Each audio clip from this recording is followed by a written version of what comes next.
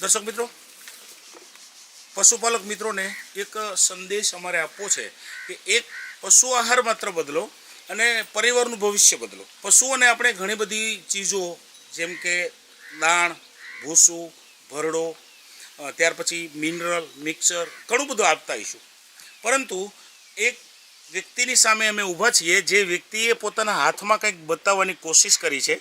એ છે પશુ આહાર. એટલે કે પશુઓને એમણે કંઈક વસ્તુ આપી છે અને એ વસ્તુ આપવાથી એમને પરિણામ જે મળ્યું છે એ પરિણામ અમે આપના સમક્ષ રજૂ કરીએ છીએ. વ્યક્તિને પહેલાં એમનું એડ્રેસ અમે પૂછીએ. શું નામ છે તમારું? પહેલાં રબારી પીરાભાઈ મેવાભાઈ, ગામ દેથળઈ, તાલુકો વાવ, જિલ્લો બનાસકાંઠા. દોસ્તો, પીરાભાઈ મેવાભાઈ રબારી, આ છૂટું પાડીને કહું છું, એનું ગામ છે દેથળી, તાલુકો વાવ અને જિલ્લો બનાસકાંઠા. તમારી આસપાસના 2-4 ગામના નામ બોલો તો. અમારી આસપાસના તીથગામ, માળકા, ડેડાવા, મોરીખા, ધરાદરા, આ બધા તમારી આસપાસના ગામો છે. અચ્છા, હવે તમારા હાથમાં એક ડોલ છે જેનું નામ છે પેટવેટ ફીડ સપ્લિમેન્ટ, મતલબ પશુઓનો આહાર છે. હવે આ પેટવેટ તમે અમને બતાવવાની કોશિશ કરો છો, મતલબ બતાવવા જઈ રહ્યા છો. એ પેટવેટ તમે પહેલાં શરૂઆત કરેલી એ ક્યાં છે દોસ્તો? અહીંયા એક ચેરની અંદર પડેલા છે ડબ્બાઓ, આપ જોઈ રહ્યા છો. જેમણે પહેલાં ખતમ કર્યા છે. આ કયા પશુમાં આપ્યું હતું એ આપણે હવે વિગતથી એમની સાથે વાત કરીશું. હવે આ તમે આપણે પેટવેટની શરૂઆત કરેલી છે. આ પાવડર હમણાં આપણે જે ચેર પર જોયા, ખુરશી પર, તો એની જાણ તમને કેવી રીતના થઈ હતી? એ હું બેઠા બેઠા ફોન જોઈતો હતો. ફોન જોતા હતા? ફોન જોતો ફેસબુકની અંદર એક વિડીયોમાં વિડીયો જોયો અને વિડીયો જોઈ અને મેં દીપ આયુર્વેદિક મળીએ આપણે એમને. દીપ આયુર્વેદિક વાળા ભાઈને જ મળીએ એટલે પૂરો પરિચય આપી દે આપણને. નમસ્કાર. નમસ્કાર. શું નામ છે તમારું ભાઈ? દિનેશભાઈ થરાદ, દીપ આયુર્વેદિક ઓર્ગેનિક કેન્દ્ર થરાદ. ઓકે, દિનેશભાઈ તમારું નામ છે? દિનેશભાઈ પ્રજાપતિ. ઓકે, ચાલો. તો તમે દિનેશભાઈનો સંપર્ક કરીને પહેલાં જે ચેરમાં ડબ્બા પડ્યા છે ફરી વખત જોઈએ આપણે. ચેરની અંદર જે ડબ્બાઓ પડ્યા છે એ તમે પહેલાં મંગાવેલા ને? અચ્છા, તો પહેલાં કેટલા ડબ્બા મંગાવ્યા હતા? પેલો એક ડબ્બો તમારા કયા પશુને આપ્યો હતો? એ અમારે ભેંસને આપ્યો હતો. ભેંસને? અચ્છા, એ ભેંસ ક્યાં છે? ભેંસ વેચાઈ ગઈ. કેટલા દિવસ પહેલા આપી છે તમે? આજથી 10 દાડા પહેલા. 10 દાડા પહેલા. અહીંયા દોસ્તો, અહીંયા જે પાડી જોઈ રહ્યા છો, એક બચ્ચું છે ભેંસનું. હા, આ પાડી એની છે ને?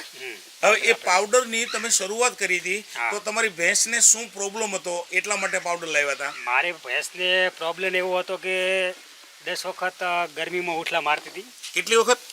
10 વખત મેં બીજદાન મારેલો, બીજદાન કરાવેલું. 10 વખત. હા. છતાં પણ સક્સેસ નથી થતી.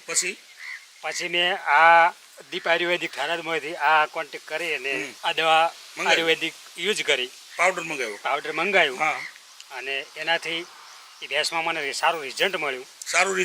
અને બીજું? હા. ભેંસ દૂધ કેટલું કરતી હતી? ભેંસ દૂધ અને ખાવામાં પણ ઓછી હતી, ખોરાકમાં પણ ઓછી હતી. અચ્છા, હવે આપણી મુખ્ય અપેક્ષા તો દૂધમાં અને ફેટમાં જ હોય ને? હાજી. તો કેટલું દૂધ હતું એ ભેંસને? દૂધ માત્ર મૂળ કઈ ન હકાય તેવું. ના, તો બી અમારા દર્શક મિત્રોને જાણકારી. 1 થી 1.5 લીટર. 1 થી 1.5 લીટર. અચ્છા, પછી આ પાવડર આપ્યા પછી કેટલા દિવસમાં તમને દૂધમાં પરિણામ મળ્યું હતું? મને 15 થી 16 દિવસની અંદર મને પરિણામ મળ્યું. અને કેટલું દૂધ આવ્યું હતું? દૂધ ધીરે ધીરે લીટર 500 થી લીટર વધવાનું શરૂ થઈ ગયું. અને ટોટલ દૂધ તમે કહેતા હતા કે છેલ્લે કેટલું દૂધ સુધી આપ્યું એમણે? છેલ્લે 7.5 લીટર પાડું ધવારતા 7.5 લીટર. દોસ્તો, મેં એટલા માટે કીધું આહાર, પશુનો આહાર બદલો અને તમારું ભવિષ્ય બદલો. કેમ કે એ ભેંસની કેપેસિટી, એની ક્ષમતા જ 7.5 લીટર દૂધની હતી, 8 લીટરની હતી. પરંતુ અંદર કંઈક પ્રોબ્લેમ હોવાના કારણે એ ભેંસ એટલું દૂધ આપી શકતી નહોતી. તો આ જે બાયોફિટનું પેટવેટ નામની પ્રોડક્ટ છે, જેની અંદર છે protein, vitamin, calcium, mineral, carbohydrate, આ બધી વસ્તુની આપણે વાત કરીએ તો આ બધી જ વસ્તુ મળવી જોઈએ પશુને એમના ખોરાકમાંથી, અલગ અલગ પ્રકારના ખોરાકોમાંથી. પણ આજના સમયમાં રાસાયણિક ખાતર અને જંતુનાશક દવાથી જે પાકો તૈયાર થયા હોય, એમાંથી પશુઓના ખોરાકો તૈયાર થયા હોય, તો આ બધી પૂરતી માત્રામાં પોષક તત્વોની રેન્જ એને નથી મળતી. તો આ પેટ વેટથી એમને બધી જ વસ્તુ મળી ગઈ એટલે ભેંસે 7.5 લીટર પાડું ધવરાવતા દૂધ આપ્યું અને એ દૂધમાં ફેટમાં વધારો મળેલો. હા 1 થી 1.5 પોઈન્ટ ફેટમાં કમ્પ્લીટ. પછી તમે વાત કરતા હતા કે બીજ દાણ કાઢી નાખતી હતી, 10 વખત બીજ દાણ કાઢી નાખેલું, તો પાવડર આપ્યા પછી સ્થિતિ શું છે?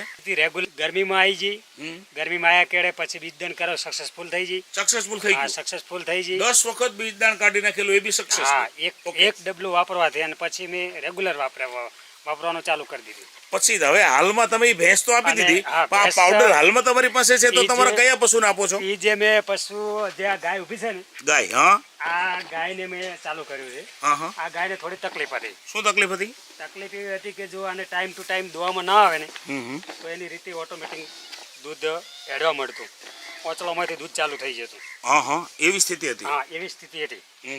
તો આ તમે try પાવડર આ માર્યો. ગાયને કેટલા ટાઈમથી આપો છો? આ 8 દાડાથી, 8 દિવસથી. 8 દિવસથી. તો ગાયમાં માત્ર 8 દિવસમાં તમને આ પરિણામ હા, મને મળ્યું કે એમાં પરિણામ દૂધ જે આંચળમાંથી વહી જતું હતું એ દૂધ વહી જતું બિલકુલ બંધ થઈ ગયું છે. એ ગાય આ છે એમનું આ કંટ્રોલ થઈ ગયું બાવલું. automatic. બરાબર છે. તો હવે આ તમને આવું ખૂબ સરસ પરિણામ મળ્યું છે, દૂધમાં વધારો મળ્યો, ફેટમાં. હા પછી તમારી ભેંસની તંદુરસ્તી, તમે કહેતા હતા ચારો બરાબર નહોતી ખાતી, એ ચારો પણ ખાય છે અને બીજ અને આ દાણનો ગાયને પ્રોબ્લેમ થોડું સોલ્વ થઈ પણ ગયો. ભાગળવાનું ઓછો તો એ આ એનાથી ગાયને? ભાગળવાનું સારું થઈ ગયું. શું વાત કરો છો? હા તો હવે તમે પશુપાલનમાં રુચિ કેવી ધરાવો છો એ જરા વાત કરો ને. પશુપાલનમાં એટલે હું આ ખેતીનું નહીં પણ પશુપાલનનું વધારે એમ કે પશુપાલનની અંદર ટૂંકમાં આ તમારો વ્યવસાય દોસ્તો, આ એમનું ખેતર છે, આપ જોઈ રહ્યા છો, આ એમનું ખેતર છે. હવે એ અમને વાત કરતા હતા એટલે મેં વાતને છેડી છે કે તમે મતલબ જમીનની વાવણી કરતા તમે પશુપાલનમાં વધારે. હા મને પશુપાલનમાં એમ કે એના કરતાં વધારે બેનિફિટ મળે. તો હવે આમ તમે કેટલા હવે- પશુ વધારે લેવા માંગો છો? હજુ મૂળ 5 પશુ વધારે લાવવા ઈચ્છા છે કરી. હા આ પાવડરના પરિણામના આધારે. પાડવને આ જે આ દવા જે આયુર્વેદિક વાપરીને આના પરિણામ. દોસ્તો, એમના મોઢામાંથી વારંવાર દવા જેવો શબ્દ નીકળી જાય છે કેમ કે એમના પશુઓમાં દવાનું જ કામ કર્યું છે. આ છે તો હા, પશુનો દવા. ખોરાક, ખોરાક પણ જ. કામ દવાનું કર્યું છે એટલે એ વ્યક્તિ વારંવાર બોલી જાય છે કે આ દવા, આ દવા. મિત્રો, આ છે શું? તો પશુઓનો સંપૂર્ણ આહાર છે. તમે પણ પશુઓનો આહાર બદલો અને તમારી પરિસ્થિતિ પણ બદલો. તો અહીંયા અમે વિરામ તરફ જઈ રહ્યા છીએ. તો તમને ખરેખર આનાથી સંતોષ તો છે ને? હા મને સંતોષ છે અને વતા એ પણ કહેવા માંગુ છું કે આનાથી દૂધ પણ મીઠું લાગે છે. આ પાવડર સ્વાદિષ્ટ આપવાથી દૂધ. સાહેબ, હા સ્વાદિષ્ટ. ક્વોલિટી. અને શરીરમાં પણ આપણે સમજીએ કે કેમિકલ ખાય એનું દૂધને આ આયુર્વેદિક દવા વાપરીએ એની વસ્તુ અલગ હોય છે. દોસ્તો, એમાં પણ આપણને જાણવા મળ્યું કે એનો સ્વાદ પણ કંઈક અલગ હોય છે. કહેવું છે એમને ઘણું બધું, અમારે પણ ઘણું બધું એક્સેપ્ટ મતલબ સ્વીકારવું છે, તો પણ મારું માનવું એવું સમયની છે કે લિમિટ હોય છે. પશુપાલન ભાઈઓને મારી પણ એક જ વિનંતી છે કે આ વાપરવું જરૂરિયાત છે. જરૂરિયાત છે. હા. ઓકે મારો એવો દોસ્તો, સંદેશ છે. એક નિસ્વાર્થ ભાવે કહી રહ્યા છીએ કે દરેક પશુપાલકોને આ પ્રોડક્ટ પોતાના પશુઓ માટે વાપરવી જરૂરી છે. તો હવે અહીંયા તો વિરામ પરફેક્ટ અમે લઈ જ લઈએ છીએ. જય હિન્દ, જય ભારત.